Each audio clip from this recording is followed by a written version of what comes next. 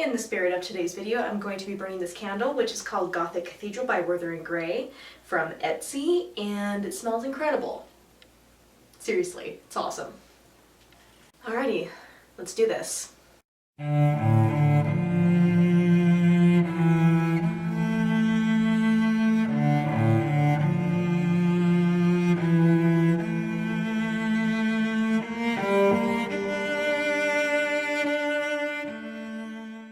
Alrighty guys, so I know I haven't made a video in a while, I really apologize, however, things have gotten a little crazy.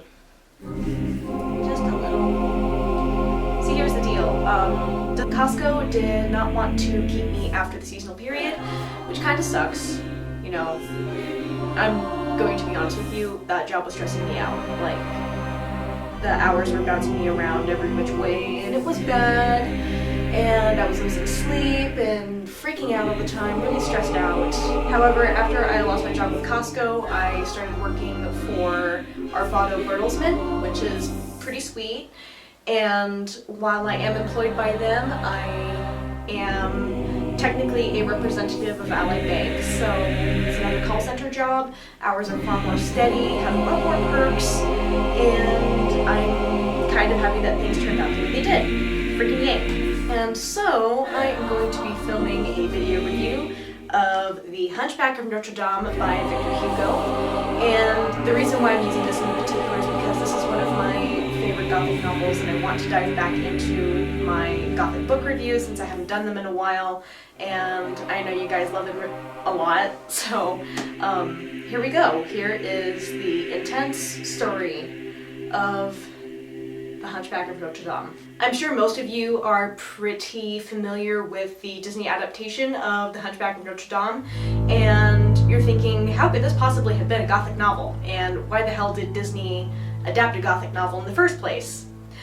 Well, the thing with that, the movie is way toned down from the book. Way toned down. Way. But even still, Disney's adaptation of The Hunchback of Notre Dame is pretty intense comparative to other Disney movies. Pretty intense. And has a lot of innuendos, has a lot of sexual references. A little bit. Yeah. Okay, Disney. We're wondering why you made this, but we're glad you did. At least I am. It's my favorite Disney movie. So, the novel was written by Victor Hugo I think it was published in 1831. It was published in 1831 in Paris. The time that Victor Hugo was writing this, the Cathedral of Notre Dame de Paris was on the verge of falling apart. As a matter of fact, Victor Hugo was very saddened at the fact that they had replaced the colored windows in the cathedral with clear ones. Yeah. And so that is why Victor Hugo wanted to include so many descriptions of the colored windows in the book here. Here is another fun fact about The Hunchback of Notre Dame. Here's another fun fact about The Hunchback of Notre Dame. The inspiration for the character Quasimodo, the Hunchback, of course, was an actual hunchback who lived in the towers of Notre Dame who was trying to restore the gargoyles that surrounded the cathedral. That's pretty sweet. That's actually pretty sweet. The Hunchback of Notre Dame tells the story of Quasimodo, a humble and deaf 20-year-old hunchback living in the bell towers of the Cathedral of Notre Dame. He is looked after by his guardian, Archdeacon Claude Frollo, a 36-year-old archdeacon who is in charge of the Cathedral of Notre Dame, has a great deal of influence in the city of Paris. All seems well up until the arrival of La Esmeralda, who is a beautiful, enchanting 16-year-old gypsy. Another character within this twisted drama is Phoebus, and I know the Disney movie portrays him as some kind of a big hero dude. However, in the book, he's an asshole. He's an ass. I'll just leave it at that for now. When Esmeralda and her clan of gypsies arrive in Paris, things get a little freaky. Not only do three men either fall in love with her or become totally obsessed with her, But she gets kidnapped by Quasimodo as per the order of Archdeacon Frollo. As a result, of course, Quasimodo gets put in prison for a little while, and it kind of sucks for him because he has no clue what's going on when being punished for his crime. Esmeralda is kind enough to offer him some water, and it's then when he realizes what a sweet, tender soul she is on top of being absolutely gorgeous. Archdeacon Frollo, of course, tries to make every effort to possess Esmeralda for himself, even going so far as to drop a warrant for her arrest for dancing in the street or even witchcraft. And apparently teaching your goat tricks on how to spell or count counts as witchcraft. Somehow. And then back to Phoebus and why he's such an asshole. He is already engaged to a very high society young woman, and when he sees Esmeralda, he has no other desire with her other than just getting laid. He literally just wants to get laid. That's how much of a dick he is. Esmeralda, of course, seeks sanctuary up in the Cathedral of Notre Dame to hide from the authorities, of course. Brilliant Archdeacon Claude Frollo decides to try and revoke her right to sanctuary so that she can be arrested.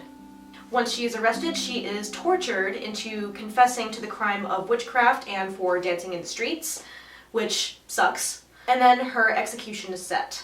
In the meantime, Archdeacon Claude Frollo makes several attempts to try and persuade Esmeralda into being with him in exchange for her freedom. The willful and fiery gypsy, of course, refuses. Quasimodo bravely rescues Esmeralda from execution and brings her back to the bell tower of Notre Dame. Esmeralda sneaks out of the cathedral, of course, to go find Phoebus and to sleep with him, because that's all he wants. She tells him how much she loves him and oh, he's wonderful, and she wants to be with him, and she's a virgin, and it kind of sucks. Kind of freaky. But who follows her but the trusty Archdeacon Claude Frollo. And what does he do? He goes psycho and starts stabbing Phoebus. Of course, he's not mortally wounded, but a cry is heard, and a lot of people know that Esmeralda snuck up there to go sleep with him, and she is accused of his murder. So, Archdeacon Claude Frollo is nuts. Totally not gonna lie, he's nuts. Totally insane. Phoebus is an asshole. I feel really bad for Esmeralda, and I feel really bad for Quasimodo. Really bad.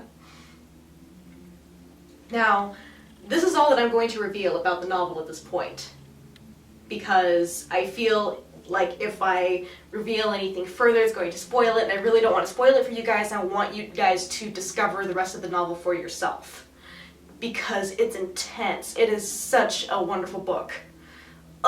There's a reason why it's tied with The Monk as my favorite Gothic novel that's out there. It's pretty sweet.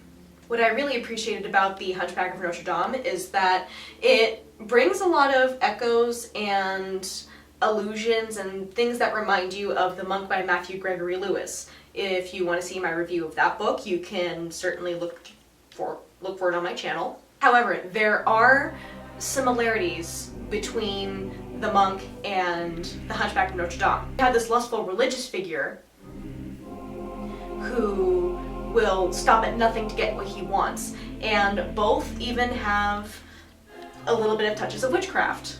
In his younger years, before Archdeacon Claude Frollo became an archdeacon, he did dabble in alchemy and was considered by much of Paris at the time to be a sorcerer. And in order to cure himself of that sin of being a sorcerer or being perceived as a sorcerer, he decided to become a member of the church and climbed up to the highest rank of archdeacon. However, in The Monk by Matthew Gregory Lewis, there was a little bit of a reversal of that. While Ambrosio started out as a really pious figure, you know, an orphan left at the monastery and becomes a really respected monk, later on he dabbles in sorcery and witchcraft in order to get what he wants. So there are parallels, but at the same time, it's a tiny bit reversed, but that's totally fine. It's really awesome. I really appreciate how Victor Hugo portrayed this story. It's pretty sweet. But seriously guys, it's not enough for me to tell you how awesome it is. Please go read it for yourself because it's awesome. Oh boy, it's so much more messed up than the Disney movie, obviously. As messed up as the Disney adaptation is, this is even more messed up. Try and imagine that. It's pretty sick. Pretty sick, but it's still awesome. And another fun fact about the Hunchback of Notre Dame that I think is pretty cool, and I'm sure you guys will appreciate it too. After this book was released in 1831, there became this great effort to restore the Cathedral of Notre Dame to its former glory. So really, if you think about it, the Cathedral of Notre Dame in Paris has only been steadily preserved and renovated for the past 150 years. And that was because of Victor Hugo's novel. And I think that's really, really cool. Victor Hugo was somewhat of a political figure, so he did have some influence. I'm certainly glad that he put forth the effort to have Notre Dame restored because it's absolutely beautiful and one of the oldest structures in Paris. As a matter of fact, I think they started construction in the 12th century and then they finished in the 14th century, so it took almost 200 years to build. That's intense. Alrighty guys, I really hope you enjoyed my review of The Hunchback of Notre Dame, and please check the link below to go buy your own copy on Amazon. Like I said, if you buy at least $25 worth of books on Amazon, you get free shipping. Can't really argue with that, that's pretty sweet. Go ahead and leave a comment below about The Hunchback of Notre Dame, how excited you are to read it, maybe even if you've read it before and you have something else to share. Tell me what you enjoyed most about it. And also, leave a word or two about the Hunchback of Notre Dame Disney film. Personally, I think it's the most underrated Disney film ever. And I love the music that was in the movie. Seriously. I'm such a sucker for chanting choirs. You have no clue. That's all for now, and I will see you guys later. Bye!